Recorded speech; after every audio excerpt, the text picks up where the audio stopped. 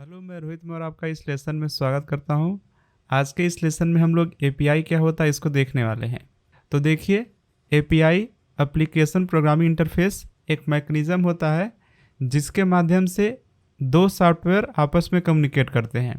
तो ऐसा कुछ होता है कि आपका मान लीजिए कि यहाँ पर एक एप्लीकेशन है और यहाँ पे देखिए दूसरा एप्लीकेशन है। तो होता क्या है कि एक जो एप्लीकेशन होता है ये दूसरे एप्लीकेशन की एक तरीके से हेल्प करता है, और हेल्प करने के लिए देखिए यहाँ पर डेटा या इन्फॉर्मेशन सेंड करता है। और यहाँ पे जो भी कम्युनिकेशन होता है इसके लिए यहाँ पे कुछ सेट ऑफ डेफिनेशंस होते हैं, प्रोटोकॉल्स होते हैं। इसको हम लोग क्या बोलते हैं यहाँ पे एपीआई। तो हम लोग ऐसा बोलेंगे, जो यहाँ पे फर्स्ट एप्लीकेशन है जो सेकंड एप्लीकेशन का यहाँ पे हेल्प कर रहा है, ये किसके माध्यम से कर रहा है? ये यहाँ पे एपीआई के माध्यम से हेल्प कर रहा है। अब मैं इसका सिंपल सा एग्जांपल देता हूँ, फिर आपको यहाँ पे समझ में आ जाएगा अच्छे तरीके से। अब देखिए, आपने ओला ऐप का यूज़ किया होगा, उबर ऐप का यूज़ किया होगा, तो आपने देखा होगा कि जो इसके अंदर मैप दिखाई देता है ये ओला उबर का नहीं होता है। यह किसका होता है? ये होता है गूगल मैप्स का। अब क्वेश्चन ये आएगा कि ओला उबर ऐसा क्यों करते हैं? तो ध्यान रखना, जो ओला उबर कंपनी है काफ़ी बड़ा कंपनी है। अगर ये लोग चाहते तो अपना खुद का मैप क्रिएट कर सकते थे, लेकिन वो लोग ऐसा नहीं करते हैं। इसलिए ऐसा नहीं करते हैं क्योंकि जो यहाँ पे गूगल मैप्स होता है इसके अंदर काफ़ी सारे लोकेशंस होते हैं। देखिए, जो भी शॉप होता है, जो भी स्टोर होता है, ऑफिसेस हो गए, बिल्डिंग हो गया, सोसाइटी हो गया, सारा लोकेशन यहाँ पे अवेलेबल होता है। और ये सब लोकेशन कौन डालता है? ये सब लोकेशंस जो नॉर्मल यूज़र होता है वही डालता है। फॉर एग्जांपल, अगर आप कोडिंग चस्का सर्च करेंगे तब भी आपको दिख जाएगा।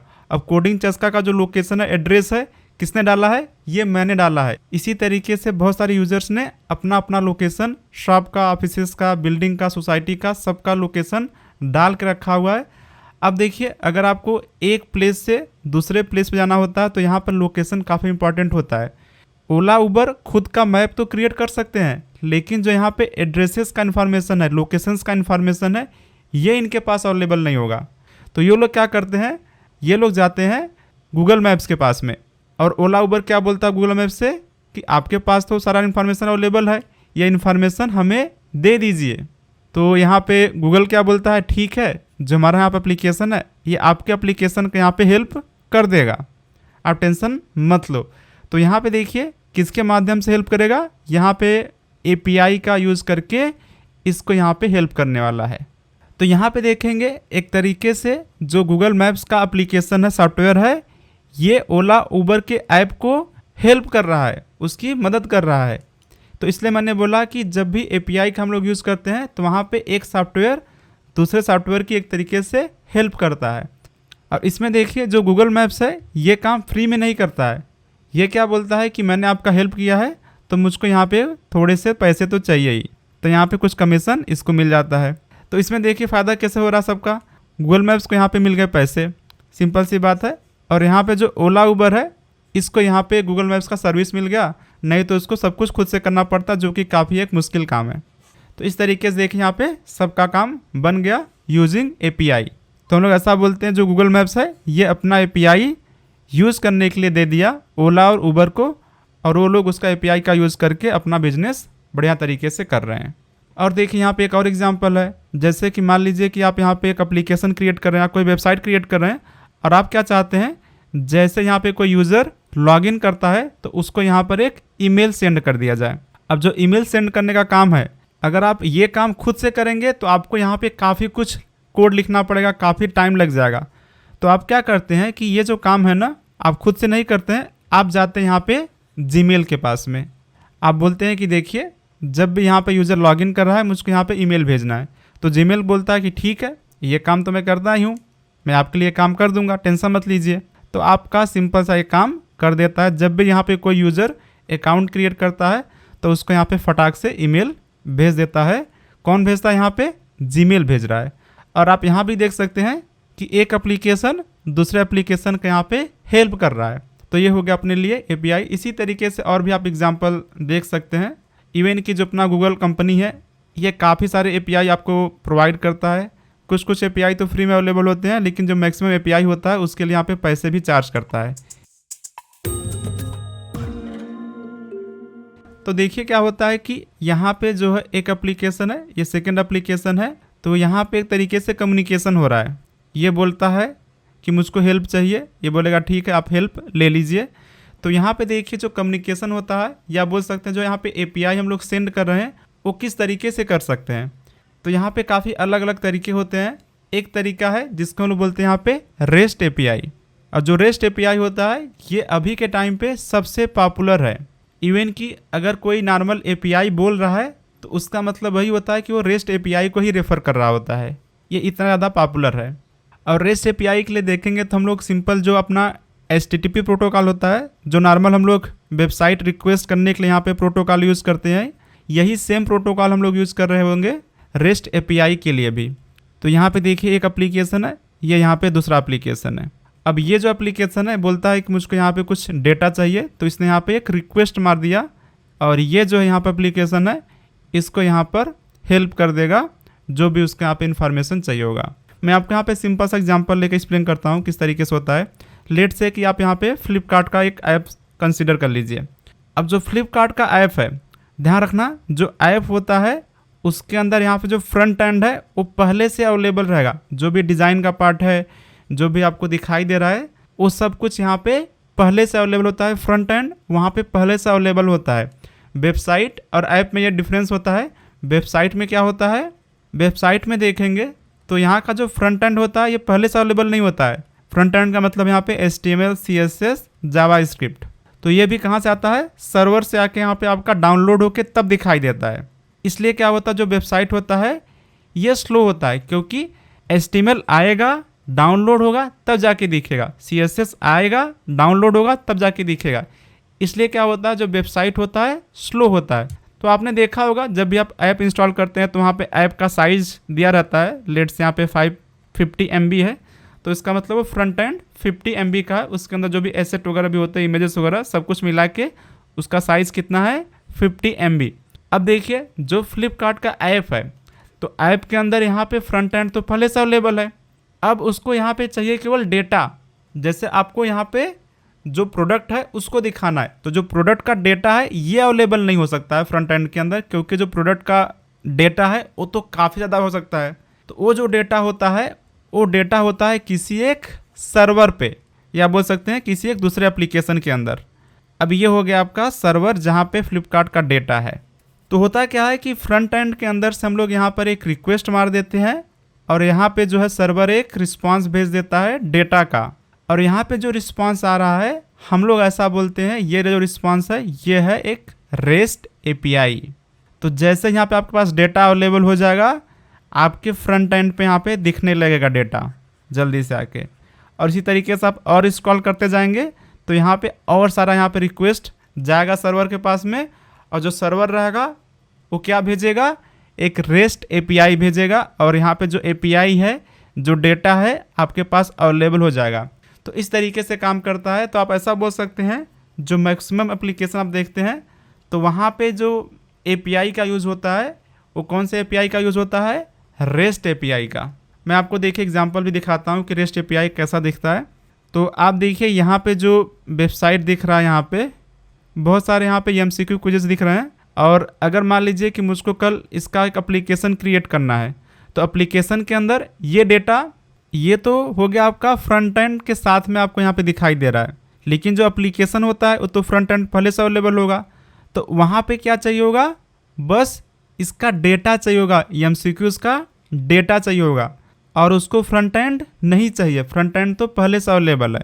तो उसका देखिए मैंने यहाँ पे API क्रिएट किया हुआ है। तो ये देखेंगे तो यहाँ पे लिंक है, अगर आपको क्विज चाहिए तो आप इस लिंक को यहाँ पे रिक्वेस्ट मार देंगे तो आपको यहाँ पे देखेंगे ये जो दिखाई दे रहा है इसको हम लोग बोलते हैं जेसन रिस्पांस, यही आपका API है। तो देखेंगे तो इसके अंदर यहाँ पे 10 रिजल्ट है, ये हो गया फर्स्ट रिजल्ट। तो आप देखेंगे यहाँ पे नेम क्या हो गया क्विज का, HTML क्विज, देखिए ये दिखाई दे रहा है।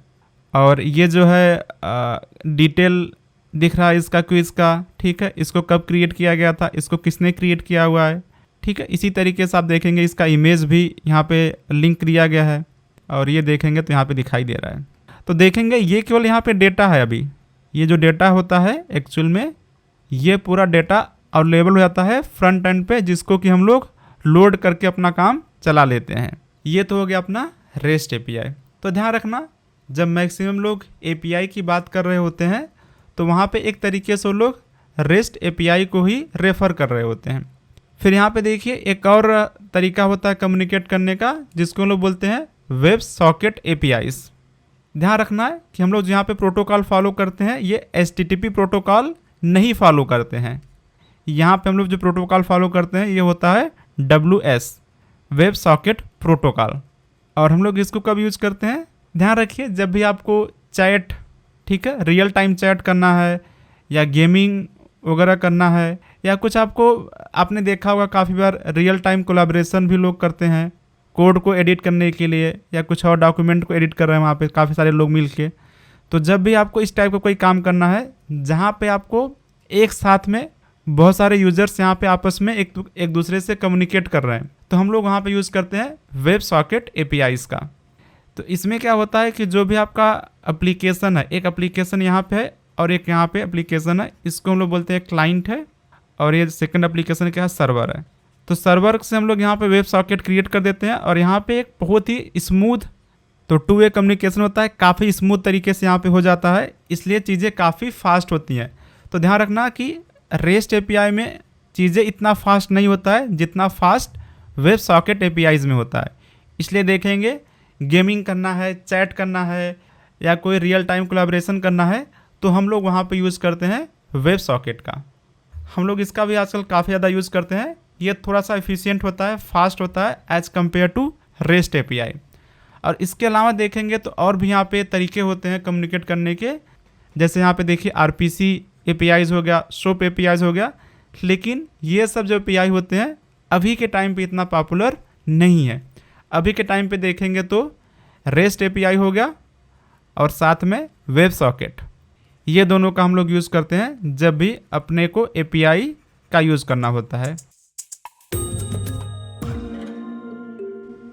फिर यहाँ पे देखिए आपको अलग अलग टाइप के यहाँ पे एपीआईज मिलता है। एक तो यहाँ पे प्राइवेट एपीआईज। प्राइवेट एपीआईज का मतलब क्या हो गया कि कोई एक कंपनी है, उसने यहाँ पे एपीआई क्रिएट किया है। अब ये किसी और कंपनी को अपना एपीआई नहीं देना चाहती है। जैसे फ्लिपकार्ट का जो एपीआई रहेगा वो किसी और के लिए अवेलेबल नहीं करेगा।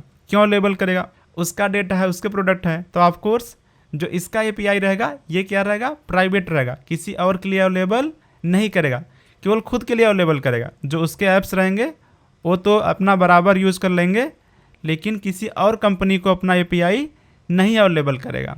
और सेकेंड होता है जिसको लोग बोलते हैं पब्लिक एपीआई। पब्लिक एपीआई का मतलब क्या है, वो सब के लिए अवेलेबल है, जो भी यूज़ करना चाहता है आराम से यूज़ कर सकता है, फ्री ऑफ कॉस्ट। यहाँ पे कोई भी कॉस्ट आपको नहीं लगेगा, ये बिल्कुल फ्री रहता है। जैसे देखिए यहाँ पे टीवी मेज एपीआई करके है, तो ये बिल्कुल पब्लिक एपीआई है। और यहाँ पे देखिए जो भी टीवी सीरीज वगैरह होते हैं, तो अगर आपको उसको डेटा चाहिए, जैसे एक IMDb होता है, जो उसका एपीआई होता है वो फ्री में अवेलेबल नहीं है, लेकिन जो टीवी मेज का यहाँ पे एपीआई है ये बिल्कुल फ्री में अवेलेबल है। और देखेंगे तो यहाँ पे इन्होंने काफ़ी सारा डॉक्यूमेंटेशन दिया हुआ है। तो मान लीजिए कि आप कोई एक एप्लीकेशन क्रिएट कर रहे हैं, वेबसाइट क्रिएट कर रहे हैं, जहाँ पे आप अपने यूजर्स को जो टीवी सीरीज़ होता है उसका इन्फॉर्मेशन दिखाना चाहते हैं। तो यहाँ पे देखिए ये जो है फ्री में अवेलेबल है इनका कंटेंट।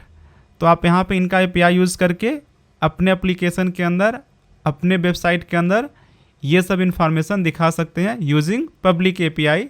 ये बिल्कुल फ्री ऑफ कॉस्ट अवेलेबल है।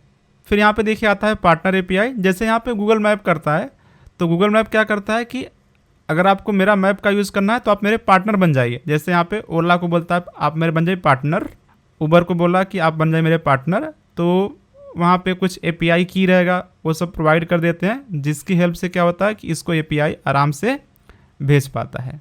तो ये सब हो गए डिफरेंट टाइप्स ऑफ एपीआईज। और कोई पूछता है कि आप एपीआई कैसे बनाते हैं, तो काफ़ी सिंपल सी बात है। तो जिस भी फ्रेमवर्क के अंदर अपना बैकएंड क्रिएट कर रहे हैं, तो अगर आपने जेंगो के अंदर अपना फ्रेमवर्क क्रिएट किया हुआ है तो जेंगो का हेल्प लेके ही आप एपीआई भी बनाएंगे। तो जो भी आपने बैकएंड के लिए फ्रेमवर्क चूज़ किया हुआ है उसी फ्रेमवर्क के अंदर भी आप एपीआई भी बनाना सीखते हैं।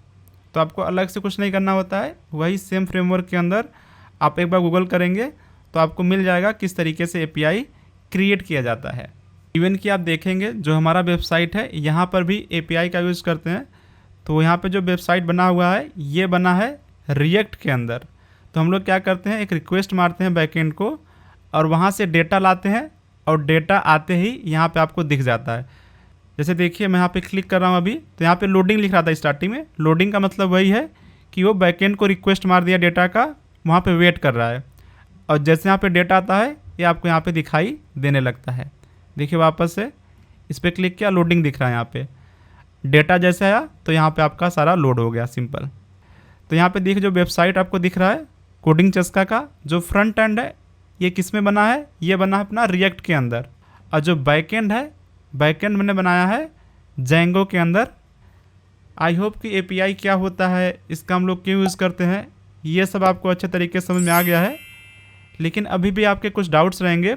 डाउट्स आपके तभी क्लियर होंगे जब आप अपना खुद का एपीआई क्रिएट करेंगे। तो मैं आपसे रिक्वेस्ट करूंगा कि अगर आप बैकएंड डेवलपर हैं तो जिस भी फ्रेमवर्क आप यूज़ कर रहे हैं उस फ्रेमवर्क के अंदर आप एपीआई भी क्रिएट करने का कोशिश कीजिए, तब जाके आपको समझ में आएगा कि एपीआई क्या होता है और हम लोग उसको किस तरीके से यूज़ करते हैं। आई होप कि यह वीडियो आपके लिए काफ़ी हेल्पफुल होगा। अगर आपको ये वीडियो पसंद आया तो अपने दोस्तों के सामने शेयर कीजिए, लाइक कीजिए इस वीडियो को। आपसे मिलते हैं किसी और लेसन में। वीडियो देखने के लिए धन्यवाद।